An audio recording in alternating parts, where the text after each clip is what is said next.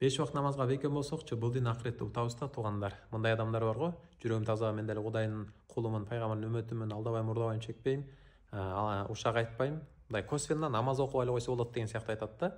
Бирок бир момусу силе айтпайт. Бирок ошол мен жүрөгүм таза, Кудайдын кулумун деген адам эң биринчи Кудайдын айтканын кылыш керек болчу да. Кудай таалам эмне деп атат Куранда? Бир эле жерде айтса жетиши болмок, бирок канча жерде эскертип атат, намазга тургузгула депчи. Баардыгыбыз 5 вакыт намазды тургузуш керекпиз да, туугандар, караңыздар. Анткени Аллах Тааланын астына барганда эң биринчи намаздан сурак башталат экен да. Эгер ушу 5 вакыт намазыбыз талаптагыдай жакшы чыккан болсо, калган амалдар жеңил болот экен да, калган сурагыбызчы. Ошон үчүн аракет кылалы туугандары. Анан бул дүйнөдө эле канча пайдасы тиеп атат. Жашоодо береке болот, ден соолугубузга канча пайда. Мына врачтардын өзүңүздөр көрүп атасыздар да.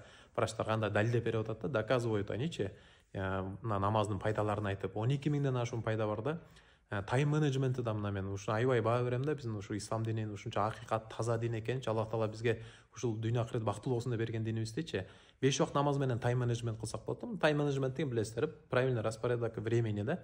Эми ошону кыла албайчы адамдарчы, мындай түзүп эле көрүп эле жечип кетет.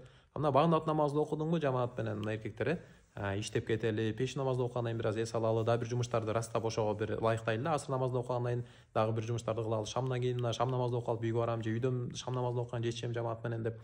Анан куптан окугандан кийин уктаң, эс алам деген сыяктуучу. Аялдар да ушинтип үйдөгү бир жумуштарын ушу намазга ылайыктап эметебаш керек да. Бирок эң негизгиси мен жана башында айтып өткөндөй 5 вакыт намазга бекем болуш керек да. Талаптагыдай чырайлуу, Алланын ыраазычын өз убагында окуганга аракет кылыш керекпиз. Баарыбыз курбанчылык кылыш керекпиз да.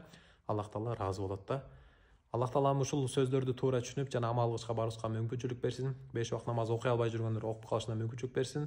Окуп жүргөндөр шүгүр дейли. Дагы ушул илимибизди улантып, өстүрүп, өнүгүп аракет кыла берели. Аллах Таалам ыраазы болсун.